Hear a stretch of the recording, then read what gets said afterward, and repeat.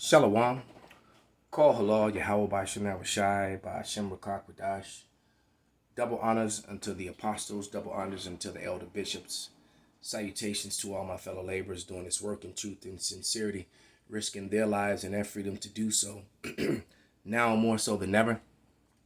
To the scattered elect that are scattered around the four corners of the earth, among the heathen that look like the heathen, and to the Akwaf that are listening and learning, to you I say Shalom. This is your brother Malcolm from the branch of the Great Millstone here in Chicago, coming at you with another lesson in truth. I'm actually doing a response to a comment on the comment board by this opinionated, unlearned individual called X Diesel X, and this was from the video Ancient Egyptians and Sub-Saharan Africans were one and the same. White lies destroyed. All right, and it's went up on two channels. It went up on the Critical Race Historical Facts channel, the original, and then it also went up on GMS Maccabean Spirit Ba, all right, meaning two. And there was a couple different people that spoke against the truth, but this guy is, was the comment that was a little bit irritating, so I had to respond. And this is from X Diesel X, and it reads, "LOL, sure they were. Went from building pyramids and monuments in North Africa to tents, huts, and igloos." All right. There is no top structures and monuments anywhere in sub-Saharan Africa. All of you run to Egypt thinking that that was your civilization. I think he should have directed that portion of the comment to those Pan-African individuals, because Israelites don't think that at all. It says, and try to make it a part of your whole Africa. No such thing as one race continent. Nobody is genetically part of an entire continent. It was brown skin near East Levant civilization. Don't get it twisted. All right. So, and then he makes another comment. No, then I said, looks like my first didn't even show up. But I said, barely 2 years ago, they dug up a 5,000-year-old tomb untouched in Egypt. And all the images of chocolate-colored people inside, right? Proving that they were dark-complected people. And yes, the people of the continent of Africa, until the Israelites got mixed and mingled upon them, fleeing from Roman persecution during the 70 A.D., all right, that was the land of Ham, all right, as it tells you in both the Young's Dictionary Bible and the Zondervan's Dictionary Bible. And these are Hamites too, and this is actually sub-Saharan African. This proving him a lie right there, because even the Hamites had carving skills and things of that nature, because these are images that are left of them in their own lands. So that's a lie. This doesn't look like a civilization that didn't know how to carve and build things. So we got the evidence right there proving him a lie on that, as referring to Ham, which we could care less about. But as a matter of fact, let me get that scripture. Same scripture I brought out in the first lesson, which comes out when this subject matter comes up anyway. This is Psalms 85 and 11. And it reads, "Truth shall spring out of the earth, and righteousness shall look down from heaven." And these images are evidences and proofs of the past. Let me move these two books and show you the title of these books that we're dealing with. This is images in black and Western art from the pharaohs to the fall of the Roman Empire.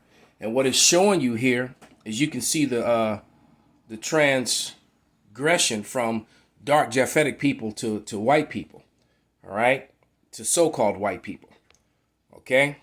And Japhet was a Negroid type people, all right? They were dark melanated people, but they weren't the same people, all right? And as a matter of fact, to prove that, because if anyone is constantly stating the fact that the Israelites don't identify. I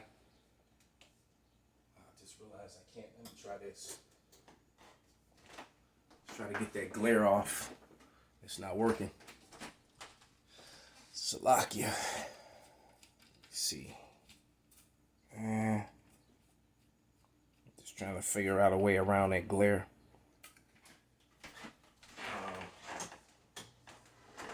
But that's all right. Whoa, I just hit.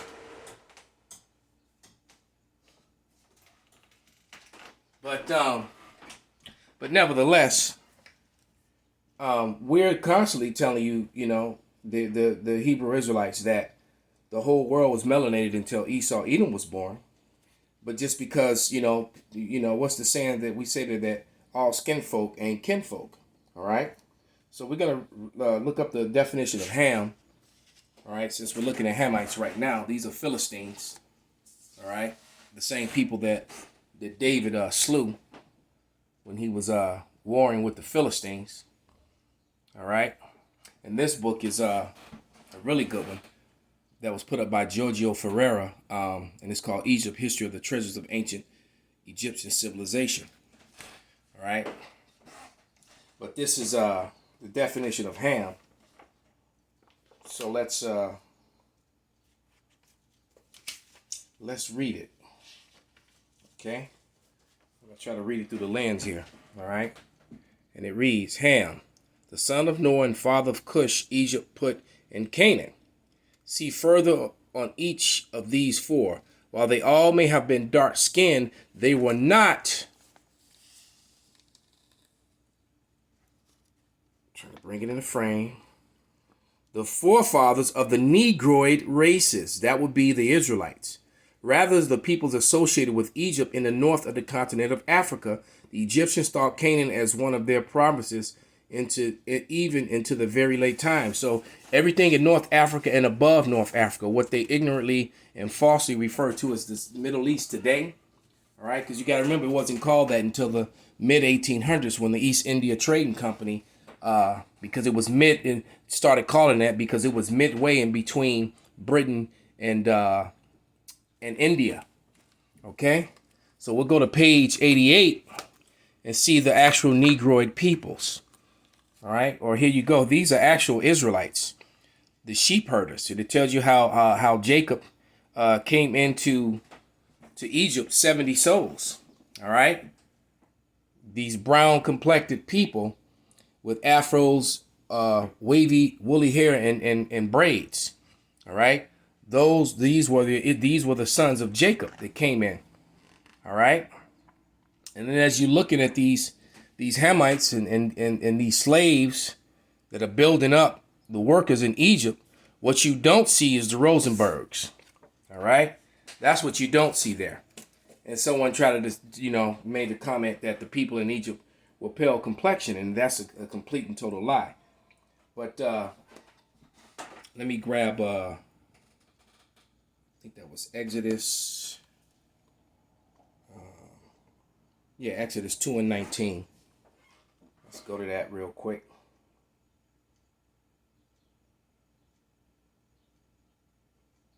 And it reads, and they said, an Egyptian delivered that. Let me start up a little bit before. All right. I'm going to start at verse 16. The point is in 19. And it reads, now the priests of Midian had several daughters. All right. And this is that area that we're talking about. North of, and northeast of northwest of North Africa. All right. And it says, now the priests of Midian had 7 daughters, and they came and drew water and filled the draughts, water for their the trolls. Salaki filled the trolls to water their father's flock, and the shepherds came and drove them away. But Moses stood up and helped them and watered their flock. And they came to Ruel, their father, and he said, how is it that ye are come so soon today? And she said, an Egyptian delivered us out of the hands of the shepherds and drew water enough for us to water the flock. So Moses was mistaken for an Egyptian. All right. And we just talked about the Egyptian tomb that was opened up, and all of the people were chocolate melanated people. They were all dark complected. Now, when these pale people got dominion in Europe. I mean, in Egypt.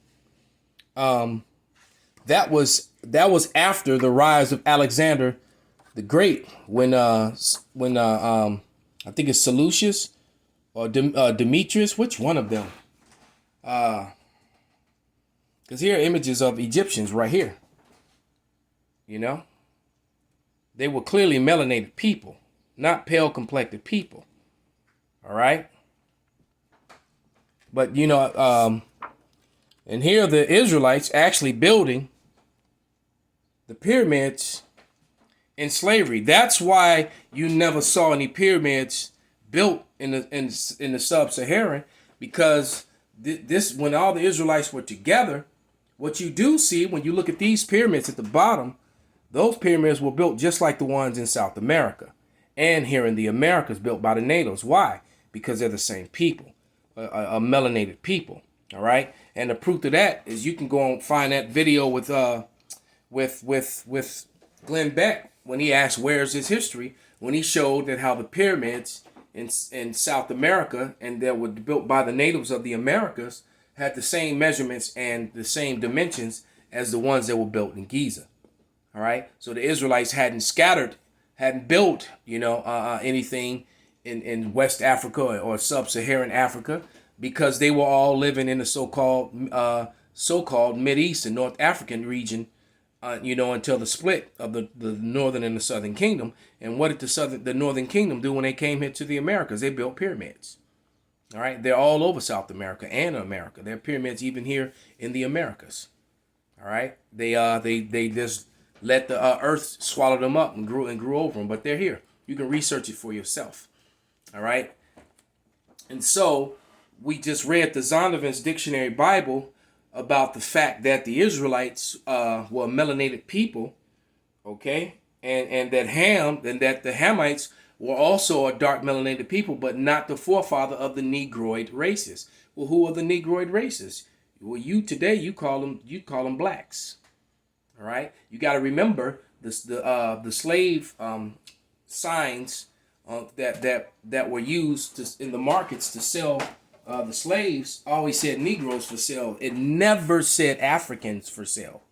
All right, because there's a difference between the two. All right, but let's go to Amos. This is the book of Amos 9 and 7. All right, and you guys also remember too that the Greek word Ethiopian basically meant anyone who was dark. It wasn't particularly talking about the actual people who are referred to as the Ethiopians today. All right, it was just a Greek word for dark, for a dark fleshed person. So anyone who was dark was Ethiops to the Egyptians. I mean, not to the Egyptians, but to the Edomite Greeks that took over Greece from these people when this translation happened, when it went from dark to pale. All right, but this is Amos 9 and 7, and it reads, "Are ye not as the children of Ethiopia unto me, O children of Israel, saith Yahweh? Have not I brought up Israel out of the land of Egypt, and the Philistines from Captor, and Syrians and Ker?" So once again, let's go back to the Philistines. Israelites, captives building the pyramids. All right, like I said, there's no Rosenbergs there. All right, and then we go back to the beginning of the book to the armies of Philistines. These armies here. There you go. That was the people that David was fighting, and there was a giant among them. These men were also known for their height. And what you have to understand is all the people of North Africa were forced out of there, and most of them fled to sub-Saharan Africa, fleeing persecutions from the Edomites, from the Greeks, the Romans, the new ones, the pale ones, okay, who took over. Now let's read the definition of Ham. We'll just get ready to shut this down. And this is the definition of Ham. You're looking at Hamites, all right? From the Zondovan's Dictionary Bible, okay? Zondovan's Compact Dictionary Bible, and definition of Ham, and it reads, Ham, the youngest son of Noah, born about 96 years before the flood, and one of 8 persons to live through the flood, he became the progenitor of the dark races, not the Negroes, all right, but the Egyptians, the Ethiopians, the Libyans, and the Canaanites. Ta-da. He became the forefathers of those dark African nations. Okay, so there was no imaginary line that separated. You could clearly see the so-called African features on these ancient Egyptians. All right, they were not pale flesh people until after Alexander set up his 4 generals and divided and parted the lands and the kingdoms. And you can find that in the book of Maccabees. First Maccabees, the first chapter, gives you that breakdown. So with that, I hope this was edifying. Call halal Yahweh Bashim Al Shai by Hashem Rakakwadash. Wa Ababa Bal Kwam Yasharala Shalom.